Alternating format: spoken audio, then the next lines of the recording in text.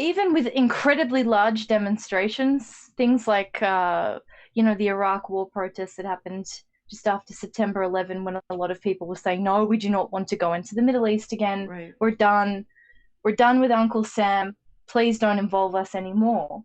We never had these kinds of violent kind of interactions. So once they brought the horses in and the stormtroopers, who were completely de-identified, they'd removed the human presence even from the political protest Mm. situation. We were no longer dealing with humans. The uh, the bureaucracy and the force had started to even speak about people as super spreaders, right? They're not human anymore, and the super spreaders were not even allowed to look on the face of the officers that were trying to disperse the groups Right. or push them down or whatever. So everybody was dehumanized. So I was looking at this thinking, oh my God, this is going to escalate. Once you've taken away the human element in these situations, it's over, it's done. People are not going to be rational. To the credit of the Australian people, they retained their rationality even though they were given absolutely no reason to. But a lot of these rural people saw this and thought, well, okay, if they're going to use horses against unarmed civilians who can't fight back, we'll come and join the protest with our horses. So that's where you see Oh, a sexy so horseback guy yeah. who was like, they can't get all of us, Right. and riding Yeah. across the border. Um, But again, so this is a problem for historians because when you read again, I'm going to keep the French Revolution as my yes. example. When you read Mm, about how these events happen, I mean, it's a challenge for historians to imagine why people got so caught up in it. It's like, how do mm, you? I mean, Madame Defarge, right? How do you end up with the French setting up in the middle of their major city yes. a place of execution where they, on a daily basis, march people to the guillotine and chop their heads off? That is like, I mean, it's up there with the Aztecs, making their mounds of skulls and things like that. And you're saying, Yes. how do you get there? And that we're constantly being told that we have to beware of becoming Nazis, right? But over and over and over again, we could feel this, the willingness of and you're making a distinction that I don't think I understand between the government and the bureaucracy and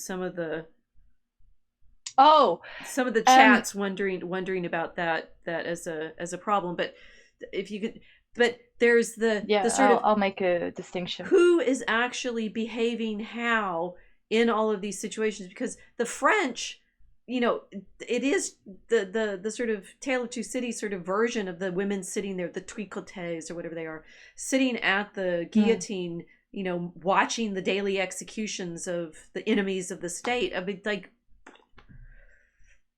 it.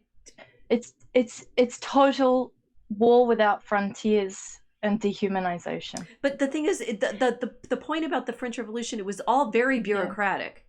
They had mm, constant meetings about all of this. They have one of the texts that we yeah, use for the courses when they're debating over. They've captured Louis, who was trying to flee and was in fact trying to organize counter-revolutionaries against them mm, with the monarchs of Europe and so forth. They capture him and they have these long debates about first whether they can have a trial, and then whether when they have the trial whether they can, should they execute him or not. And they're sort of weird discussions because they're clearly going to kill him no matter what.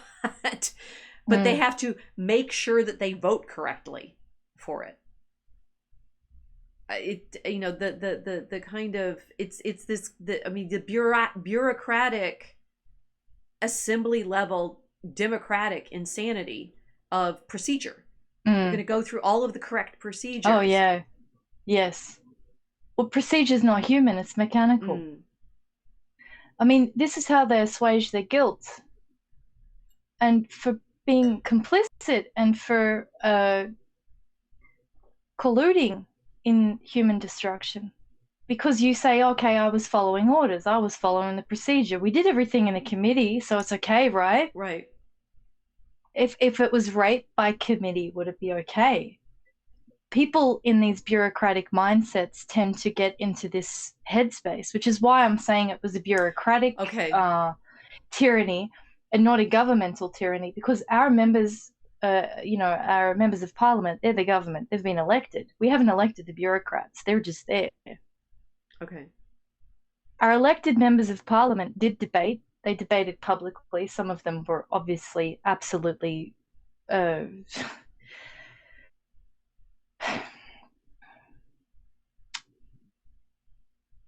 satanically determined to hold on to that COVID ring of power at all costs.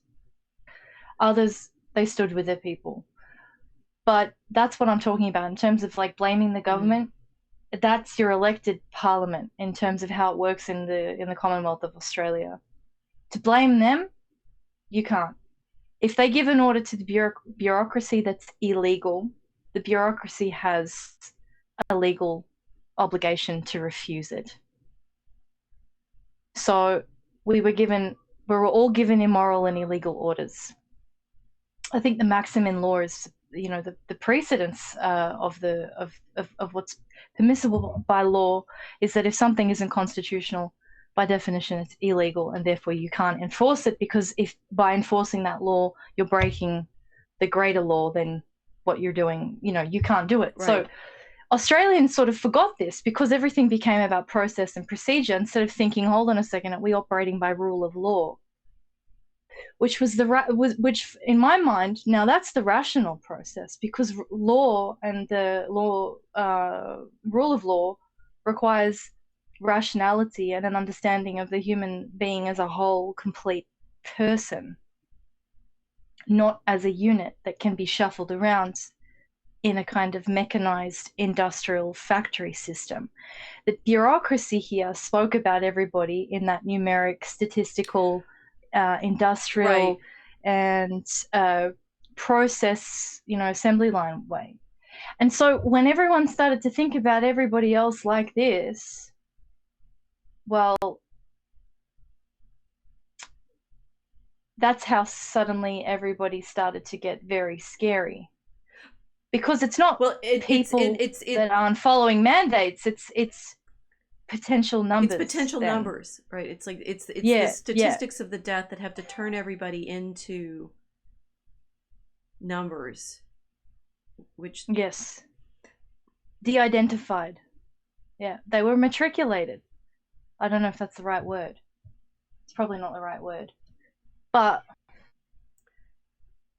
as I noticed how people were talking about things here and how people were talking about their own friends and family, like it split entire households in Australia. Right. There are people now that are not talking to each other. I mean, there are a lot of people now I'm not talking to, or they're not talking to me. It goes both ways. We may never speak again after what's happened. It's a kind of Rwanda level hush-hush about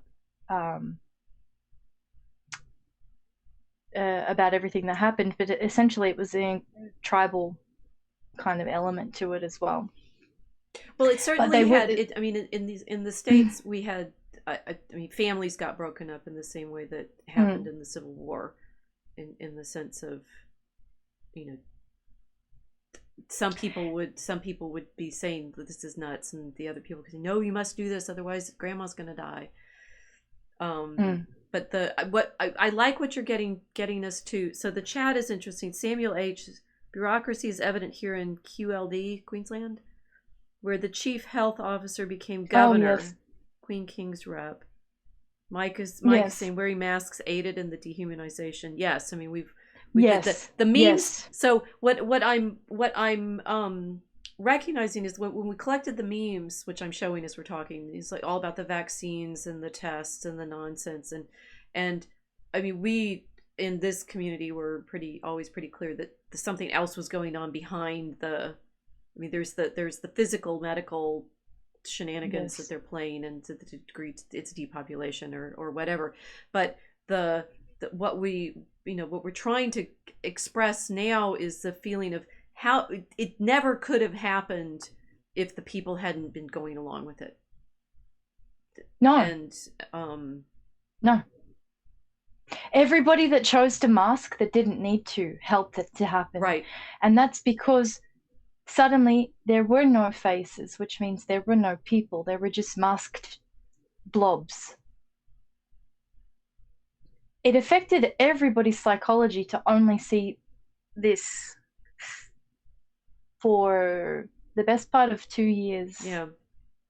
And then when I would walk around, obviously unmasked, because I have legitimate medical reasons for never having worn one.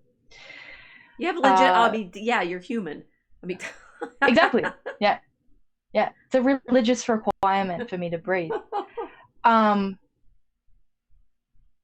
The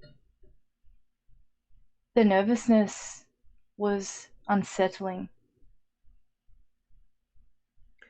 Well, I was always very People would focused on move the masks away because from people's eyes always looked afraid.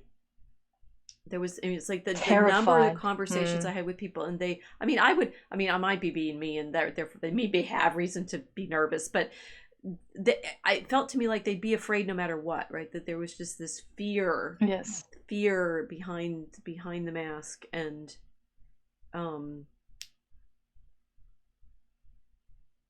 Well, I just even if it's not a fear of infection, it's a fear that they're going to catch refusal. right.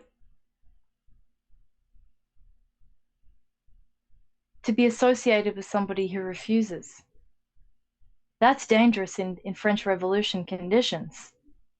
Oh yeah, I think I said something at some point about, we're all wearing the cockade now. I mean, whether you have to wear the mark that you're one of the sans culottes, you have to wear the mark that you're with the Republic, Yes. you have to wear the mark that you are. So it was so the meme that we have up now. I don't know who Destiny Gentry is. It wasn't the suicides, it wasn't the mental health, it wasn't the struggling families, it wasn't the domestic violence, it wasn't the developmental delays, it wasn't the closure of businesses, it wasn't the extreme poverty, it wasn't the side effects that finally shut it all down. It was the polls. That's why they're lifting the mandates. Their polls were down. That tells you all you need to know about politics. But the thing is, it's right in that it's the polls, but it's still this, to this day, mystery to me why the more people didn't start responding to just saying, I'm on campus, and wearing. I have one of the masks that I wore when I had to be like in the hallways on campus. Oh, I love that one. I got 4 of them in different colors, and they were actually, technically true masks, right? Because they have a back on it. And but what was, this is a slave mask.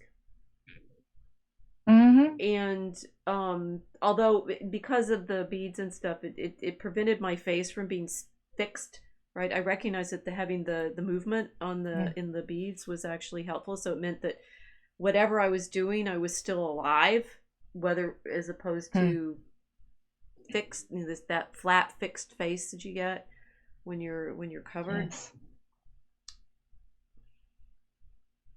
I think like maybe particular people were worried about political polling, but everybody's worried about the social polling. Everyone's worried about that. And I don't understand why everybody's worrying about a social credit system. It already exists. Well, it kind of always has, right? It is society. It's will you stand out against what absolutely everybody else in the group is doing? Yes. So to see someone unmasked, there was no consideration that, perhaps I'm standing next to somebody who, for whatever medical or biological reason, can't be wearing one of these things. It was, oh God, you're one of them. Right. And fury, absolute instant fury at any of us that were seen to be carrying this, the real infectious disease, which was a refusal.